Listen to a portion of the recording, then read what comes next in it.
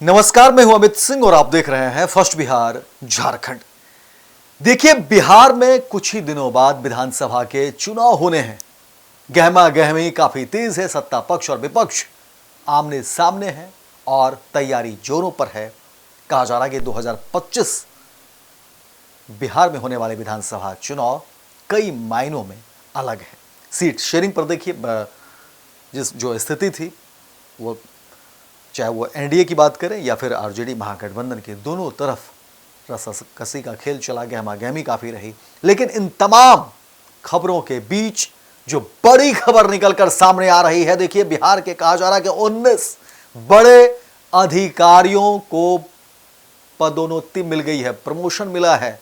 बड़ी खबर बता रहे हैं और कहा जा रहा है कि देखिए, बिहार प्रशासनिक सेवा के बड़े अधिकारियों को जो है अब आईएएस में तब्दील कर दिया गया। ये बड़ी खबर बता रहे हैं। देखिए, जो खबरें निकलकर सामने आ रही हैं उसमें कहा जा रहा है कि बिहार प्रशासनिक सेवा के 19 अधिकारियों को भारतीय प्रशासनिक सेवा में पदोन्नति मिली है। केंद्र सरकार ने चयन सूची वर्ष 2024 के तहत इन अफसरों को बिहार कैडर में नियुक्त किया है और अब देखिए, कहा जा रहा है कि ये आईएएस के रूप में इन्हें पदोन्नति मिली है। और उसके बाद से ही गहमा गहमी तेज है। जाहिर तौर पर बिहार में विधानसभा के चुनाव होने हैं और चुनाव को लेकर के देखिए काफी तैयारियां होती है।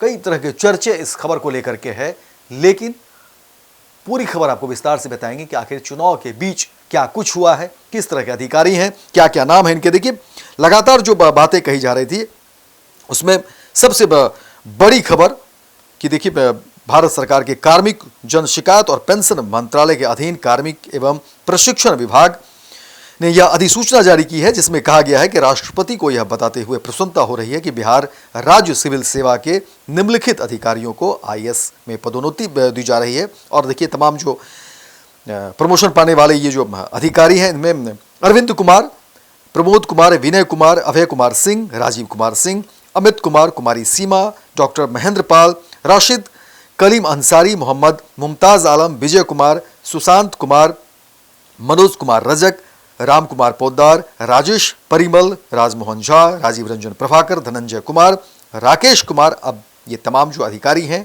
वो आईएएस होंगे। और केंद्र सरकार ने देखिए बिहार सरकार के परामर्श से नियुक्ति की है।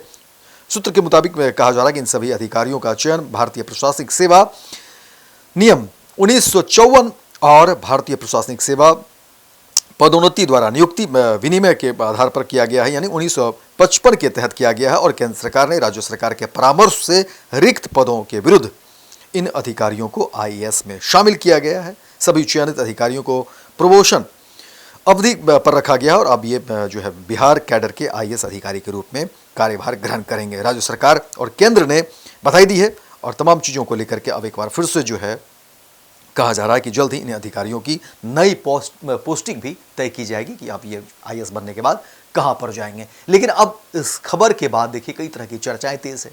कहा जा रहा है कि देखिए, चुनाव है और चुनाव में इस तरह की पदोन्नति मिलती है तो इसके कई सारे मायने हैं। हालांकि सरकार की तरफ से कहा जा रहा है कि बड़ी जिम्मेदारी और ये स्वतः प्रक्रिया है कि जब इस तरह के अधिकारी होते हैं तो फिर उनको पदोन्नति मिलती है और इसके लिए तमाम जो है संवैधानिक जो नियम है, शर्तें हैं, उसको पूरा किया गया है। और उसके बाद कहा जा रहा है कि अब ये जो है बहुत जल्द इनकी सेवाएं होगी और कहाँ पर जाते हैं, कहाँ पर पोस्टिंग होंगी, ये भी बातें तय होगी। लेकिन चुनाव के बीच इस तरह की खबरें एक बार फिर से खलबली मचाती है, सनसनी मचाती है, क्योंकि चुनाव कई मायनों में जो है अलग है और लोगों का नज़रिया भी देखिए इन तमाम चीज़ों को देखने का अलग होता है। क्योंकि सरकार को लेकर के लोग एक तरीके से आरोप भी लगाते हैं, विपक्ष का आरोप भी होता है और आम आवाम के बीच भी इस तरह की चर्चा होती है कि जिसकी सरकार होती है वो देखिए कि चुनाव को लेकर के क्या कुछ प्रबंधन पहले से करते हैं। और इस बीच जब यह खबर निकली है तो चर्चा एक बार फिर से कि देखिए अब जो है ऐसे अधिकारियों को सरकार ने बड़ा तोहफा दिया है और फिर उस तोहफे का क्या मतलब हो सकता है, क्या कुछ चीज़ें हो सकती है। लेकिन ये प्रशासनिक फेरबदल है, प्रशासनिक तरीका है, जो चीज़ें सामने आई है और उसको लेकर के जो खबरें आई हमने वो बताया। लेकिन बिहार में होने वाले विधानसभा चुनाव के बीच इस तरह की पदोन्नति पर चर्चा एक बार फिर से तेज हो गई है। तो फिलहाल इस खबर में इतना ही, दीजिए इजाजत, नमस्कार।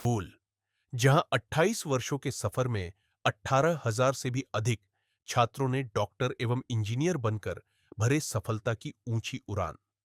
जहां साधारण छात्र भी असाधारण सफलता प्राप्त कर बना रहे इतिहास।